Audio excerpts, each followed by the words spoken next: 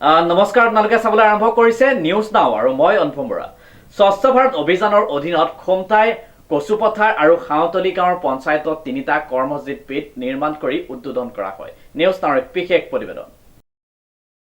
গোলাঘাট জনস্বাস্থ্য কাৰিকৰী বিভাগৰ দ্বাৰা স্বচ্ছ ভাৰত অভিযান গ্ৰামীণৰ অধীনত খুমটাই, কচুপথাৰ আৰু হাঁওতলি গাঁও পঞ্চায়তত 3টা কম্পোজিট পীঠ নিৰ্মাণ কৰি উদ্বোধন কৰা হয়। অনুষ্ঠানত পঞ্চায়তৰ সভাপতিকে প্ৰমুখ্যে জনস্বাস্থ্য কাৰিকৰী বিভাগৰ জিলা সমন্বয়ক বিশ্বজিৎ গগৈ, কৃষি বিজ্ঞানী সুকৃতি হাজৰিকা, খণ্ড সমন্বয়ক প্ৰাঞ্জল শৰ্মা তথা বিভাগৰ শাখা বিষয়া আৰু স্থানীয় ৰাইজ উপস্থিত আছিল।